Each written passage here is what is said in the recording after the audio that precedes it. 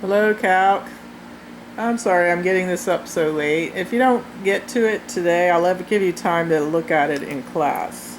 So hopefully you will get to see it.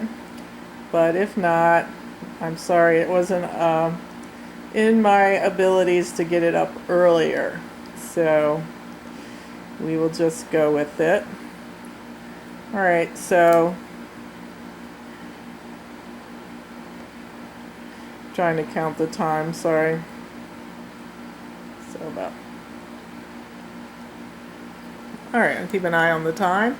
And today our topic is finding derivatives for a to the x and log to the base a of x. So far we have done y equals e to the x, and we found the derivative of that was e to the x. And then we generalized and we had e to the u, which is an expression in x, and y prime was e to the u du dx. Chain rule. So we're going to expand our abilities to take derivatives, and we're going to do y equals a to the x. So what I mean for a by a is some constant, like y equals 3 to the x. Before we had e to the x. So now we're going to have some number a as a constant to the x. Alright, and then we'll generalize and do a to the u. Alright, so to do that, to get this development down, we have to remember something from last year's class. And that was, what is e raised to the ln of a? And a is a constant and e is e. So what is that value? Well, we noticed last year that ln is to base e. We just don't write it normally, but we know it. And so just looking at that exponent, not the bottom e, but just this, what this is saying is I'm looking for, I have here the exponent that you raise e to get a. So keep that in your mind.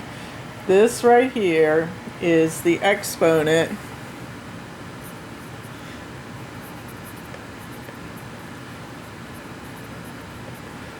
that you raise e to get to you raise e to get a. That's what this means. So if you raise e to the exponent that you raise e to get a, then you get a. I think I called it the color of the White House. But anyway, it's a very hard concept to teach, but we learned it last year, and it always works that way. So when you're raising e to an ln, then or any base, as long as this matches that, the answer is going to always be right here. All right. Well, assuming that makes sense to you. Let's go ahead and then look at something that's really close. So what if I had, instead of e raised to the ln of a, that I tag on a little x. So you recall how exponents work. We can rewrite that to be e to the ln of a raised to the x. Because when you have an exponent that's raised to another exponent, you combine them by multiplication. So that would get you back to this. So we already discussed what this is. That is just a. So we end up with that being a to the x. Alright, we're going to use that. So keep that in mind. And here's how we're going to use it. We are going to say we are looking for the derivative of a to the x. Let me write it in the y equals form. Seems it'll be a little simpler. So we want y equals a to the x. We have that. And we're looking for the derivative. So we're looking for y prime. So let me rewrite this till we find something that we can take the derivative of. So y equals a to the x that can be written, see a to the x up here can be written like this. We can write it like e to the ln of the base e unwritten ax. So we established that a to the x is equal to that. So substituting, then can we not then find, since we already studied how to find e to the u, so this is just, u is just an expression in x, we should be able to do it now. So if y equals this, y prime is e to the ln of a x e to the u du. So we need the derivative of the ln of ax. And we learned how to find derivatives of ln's, and that was 1 over ax times the derivative of that, which is, again, the chain rule, which is a. So it turns out then, actually, I messed that up a little bit.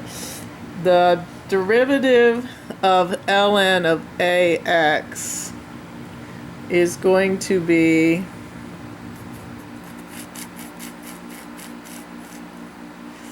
what?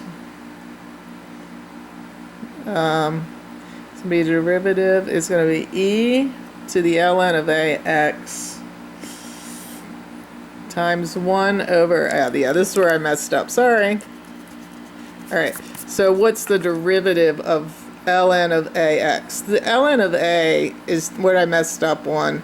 That's just a constant, ln of a. So it's like a 3x. So the derivative of e to something, the u, is going to be e to the u times the derivative of that u. So the derivative of that, when you think of that as a constant, it's just going to be ln of a. And that's not turning out right. But I think it's right, ln of a. Alright, so that is, now we can simplify that a little bit, because we know what is e to the ln of ax. We got it back here. It's just a to the x. So we're going to substitute back and ln of a. So putting in the ln of a first. So I know that these two things are equal, and I keep using one and then replacing it. So here I put in, I knew I wanted to find the derivative of this, so I replaced it with this. I knew how to get the derivative of that, and then when I got it in this form, I replaced this back with a to the x, and this is the derivative. So I'll summarize it. Y equals a to the x, y prime equals ln of a to the x. Y equals a to the x, y prime equals ln of a to the x. So it's very similar to e to the x in that you repeat, the derivative is the repeat of the original function. So we have a to the x and we have a to the x. It's just when the base is a instead of e, you have an ln of a to tag on in front. So that's a new formula for us, and hopefully it makes sense how it came about. All right, we'll generalize when y equals a to the u. Y prime is going to be ln of a, again, a to the u du dx. Chain rule. Alright, so we'll use that principle tomorrow, but before we end, let's go ahead and do, well, I'm not sure. I think I'll end this part because I don't want to go over 15 minutes on any one section. Alright, so I'll be right back.